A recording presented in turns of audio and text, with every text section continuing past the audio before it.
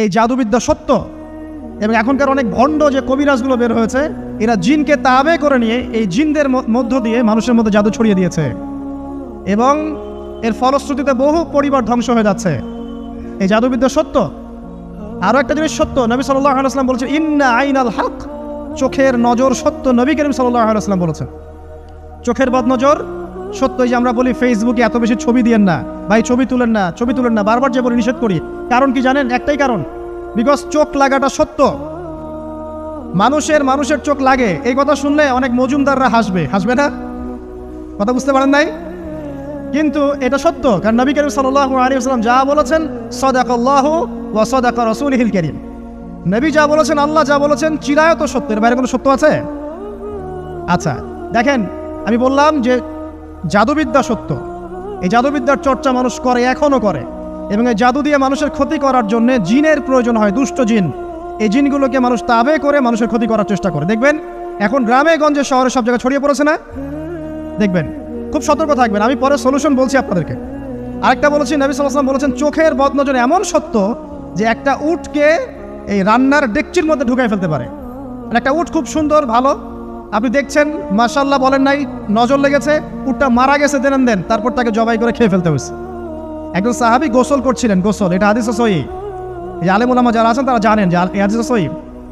একজন সাহাবী গোসল করছেন, তার গায়ের চামড়াটা খুব সুন্দর ছিল, একদম স্কিনটা অনেক সুন্দর, থাকে না এমন কিছু মানুষ? আচ্ছা, এখন আরেকজন সাহাবী এই গোসল দেখছেন দূর থেকে, দেখে বলছেন যে কি চমৎকার তার শরীরের রংটা, যেন কুমারী নারীর মতো, অনেকটা এমন একটা কথা তিনি বলেছিলেন। সাথে সাথে এই সাহাবী অজ্ঞান হয়ে পড়ে গেছে। কোন সাহাবী? যিনি গোসল করছিলেন। এটার আপনি কোনো ব্যাখ্যা দিতে পারবেন না তো, এখানে কোনো সায়েন্স দিয়ে বা মেডিকেল সায়েন্স দিয়ে আপনি কোনো ব্যাখ্যা করতে পারবেন না। একটা ব্যাখ্যা দিতে পারেন, কিন্তু কেন সেটা হলো সেটা আপনি অ্যান্সার খুঁজে পাবেন না। তো নবী সাল্লাল্লাহু আলাইহি ওয়াসাল্লামের কাছে নিয়ে যাওয়া হলো তাকে। তিনি বললেন যে এই ব্যক্তির ব্যাপারে কি কেউ ভালো মন্দ কিছু বলেছিল? তখন একজন সাহাবী বলেন হ্যাঁ, অমুকে বলেছে এর স্কিনটা অনেক সুন্দর, ওকে ডেকে নিয়ে আসুন। ওকে ডেকে আনা হলো। ডেকে আনার পর নবীজি তাকে অনেক শাসালেন, তোমরা তোমাদের ভাইদেরকে কি মেরে ফেলতে চাও? তখন এই সাহাবী তো অবাক, আমি আবার কখন মারতে চাইলাম ইয়া রাসূলুল্লাহ? আমি তো মারতে চাই নাই, আমি তো খালি বলেছি যে তার গায়ের রংটা অনেক সুন্দর। তখন তিনি বললেন কেন তুমি সুবহানাল্লাহ বললে না, কেন তুমি মাশাআল্লাহ বললে না? যখন মাশাআল্লাহ বলবেন, সুবহানাল্লাহ বলবেন, নজরটা লাগবে না। আর যখন আপনি মাশাআল্লাহ বলবেন না, সুবহানাল্লাহ বলবেন না, দেখবেন নজর লেগে গেছে। আপনি বিশ্বাস করেন ব্যবসা খুব ভালো চলছে, মানুষ বললো যে বাহ তোর তো ব্যবসা হেভি, লালে লাল শাহজালাল, ঠিক আছে, দেখবেন আপনার কেনা বেচা বন্ধ হয়ে গেছে। এরকম হবে, আমার কথাটা বিশ্বাস করেন। এটা কিন্তু সায়েন্স প্রমাণ করতে পারবে না, আল্লাহ এবং তার রাসূল বলেছেন, তার উপরে কোনো সত্য নেই। আছে সূরা কাহফ 29 নম্বর আয়াত পড়ে দেখেন, আল্লাহ পাক বলছেন ওয়াকুলিল হাক্কু মির রাব্বিকুম, সত্য সেটাই যা তোমার রবের পক্ষ থেকে আসে। ফামান শাআ ফালইউমিন, যার ইচ্ছা হয় বিশ্বাস করুক, ওয়ামান শাআ ফালইয়াকফুর, যার ইচ্ছা হয় সে অস্বীকার করুক। এই কারণে আমরা বলি ফেসবুকে এত বেশি ছবি দেওয়া, এই আই ওয়াশ করা, এই যে শোডাউন করা, হ্যাঁ, ইসলামের কিছু কাজ করলেন একদম মানুষকে না দেখাইতে পারলে ঘুম হচ্ছে না, এগুলো বন্ধ করেন, এগুলো বন্ধ করে দেন আল্লাহর ওয়াস্তে। অফলাইনে কাজ করেন, নিজেকে গোপন করার চেষ্টা করেন। যত বেশি মানুষের কাছে নিজেকে এক্সপোজ করবেন, কাজের বরকত কমে যাবে, কাজের বরকত কমে যাবে, চোখ লাগবে, নজর লাগবে। এবং চোখ লাগা বদ নজরে বহু আলেম আস্তে আস্তে মাঠ থেকে মাইনাস হয়ে গেছে না? যায় নাই? এখন কি আলেমদের সংখ্যা বেশি না কম? যত দিন যাবে আলেমের সংখ্যা আরও কমে যাবে। নবীজি বলেছেন আলেমদের সংখ্যা কমতে থাকবে, মানুষ জাহেলদেরকে আলেম বানিয়ে নেবে। তো প্রিয় ভাইরা, জাদুবিদ্যা সত্য, চোখের বদনজর সত্য, রাতের এই অনিষ্টগুলো সত্য, রাতের বেলা অনেক ক্ষতি আছে। এই জন্য নবীজি বলছেন বাচ্চাদেরকে বাইরে বের করো না, এবং তোমরাও রাত যখন গভীর হবে তখন এদিক ওদিক ঘোরাফেরা করো না। দেখবেন রাত যত গভীর হয় আমাদের শহরগুলো তত জীবিত হয়, তাই না? তাই না? রাত যত গভীর হচ্ছে শহর তত জীবিত হয়। চায়ের দোকানে আড্ডা বেশি, ওই সিনেমা দেখছে, টিভি দেখছে, ক্যারাম খেলছে, লুডো খেলছে, ঘুম নাই। ঘুম কখন? ফজরের আগে আগে।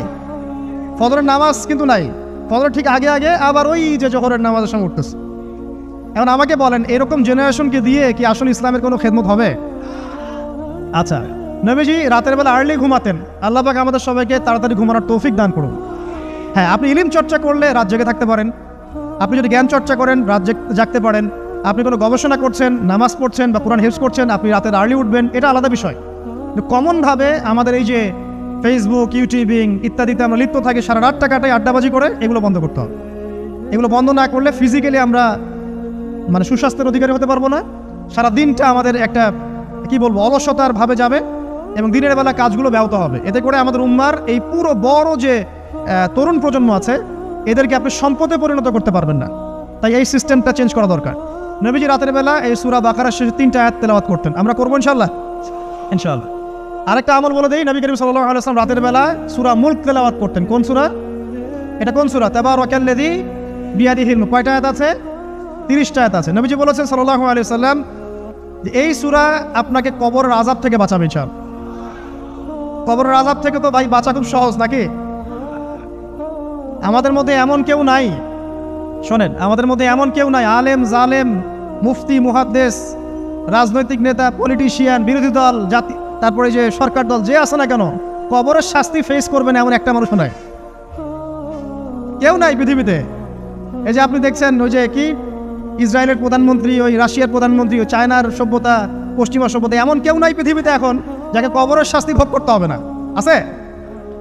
সবচেয়ে লঘু শাস্তি মানে লঘু চাপ,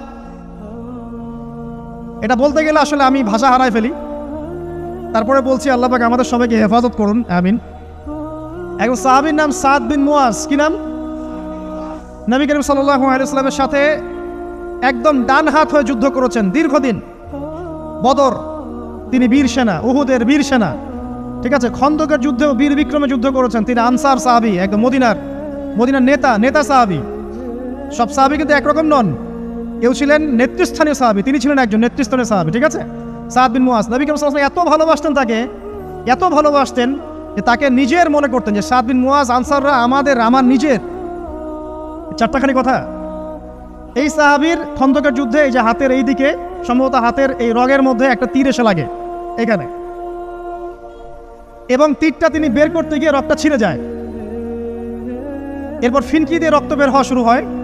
চিকিৎসা করে করে রক্ত বন্ধ করা যায় নাই, এবং এই রক্তের প্রবাহিত রক্তেই আল্লাহর ইচ্ছায় তিনি শাহাদাত বরণ করেন, তিনি ইন্তেকাল করেন।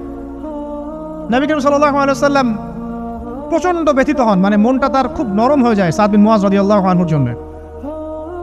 তো এই সাহাবীর যখন জানাজার নামাজ পড়ানো হচ্ছে, নবীজি বলছেন 70,000 ফেরেশতা তার নামাজে অংশ নিয়েছে।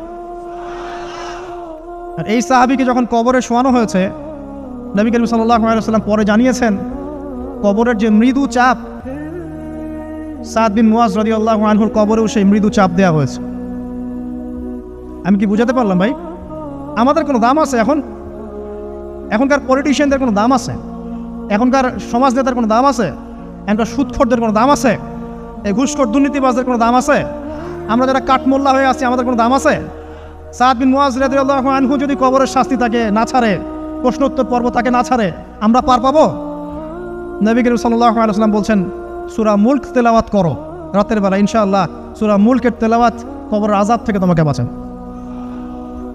আর আমাদের তো ভাই কবরে সবাই সাথে যাবে না, গার্লফ্রেন্ড যাবে না, বাপ মা ভাই বোন সবাই যাবে না। একজন ব্যক্তি সুদ খাচ্ছে, জিজ্ঞাসা করে দেখেন কেন খায়, বলবে তার সন্তানের জন্য খায়, তার বউয়ের জন্য খায়, তার মা বাবাকে দেখতে হবে তাই খায়, তাই না? একজন ব্যক্তি ঘুষ খায়, বলবে আমার পরিবারের জন্য খাই। একজন দুর্নীতি করছে, পুকুর চুরি করছে, বলবে দুর্নীতি করছে আমার পরিবারের জন্য খাই, পরিবার ভালো থাকবে। সবার একই এক্সকিউজ, যে পরিবার যেন ভালো থাকে, আমার সন্তানরা যেন ভালো থাকে, আগামী প্রজন্মের জন্য কিছু রেখে যেতে পারি, তাই না? এরকম একটা মানুষও কি আপনার সাথে কবরে যাবে? আর এই বোকা মানুষ কেন বোঝে না যে আপনার কবরে আপনাকেই যেতে হবে? তাহলে আপনি কি কারণে অন্যের কারণে নিজের পরকাল নষ্ট করছেন? অন্যের সুখের জন্য আপনি আপনার পরকাল নষ্ট করছেন। সুদ খাচ্ছেন, দিব্যি মায়ের সাথে জেনা করছেন। আপনাদের এলাকায় নাকি সুদের সমস্যা অনেক বেশি। কয়েকটা হাদিস বলে দেই, আমি ওদেরকে আক্রমণ করতে আসি নাই, আমি শুধু তাদেরকে 3টা হাদিস শোনাতে এসেছি। 1 নম্বর হাদিস শোনেন। আল্লাহর নবী মুহাম্মদ সাল্লাল্লাহু আলাইহি ওয়াসাল্লাম বলেছেন সুদের পাপের 73টা শাখা আছে। কয়টা? কোনো হাদিসে 70টাও আছে, কোনো হাদিসে 73টা আছে। বলছেন যে সবচেয়ে নিচের শাখাটা হচ্ছে, সুদের পাপের সবচেয়ে নিচের শাখা হচ্ছে যে যেন কোনো ব্যক্তি তার মাকে রেপ করলো, তার মাকে ধর্ষণ করলো। 1 দিরহাম যে ব্যক্তি সুদ খায়, সহিহ বুখারীতে আরেকটা হাদিস এসেছে, সে যেন 36টা মেয়েকে ধর্ষণ করলো। আর আমি একটা কথা বানায় বলছি না, যদি বিশ্বাস না হয় কমি মাদ্রাসা আছে, আলেম ওলামা আছে, গিয়ে বুখারী খুলতে বলেন, পড়তে বলেন, তাহলে একবার পড়তে বলেন, দেখেন যদি না থাকে তাহলে আমাকে এর সাথে থাপ্পড় দিয়ে দেয়। যদি না থাকে হাদিস এটা, তাহলে আমার গালে একটা থাপ্পড় দিয়ে যায়। আর যদি থাকে তাহলে আল্লাহর রাস্তায় সুদ খাওয়া ছেড়ে দেন। কোনটা করবেন? চ্যালেঞ্জ করবেন? নবীজি বলেছেন একটা দিরহাম যে ব্যক্তি সুদ খায়, দিরহাম মানে কি? রৌপ্য মুদ্রা।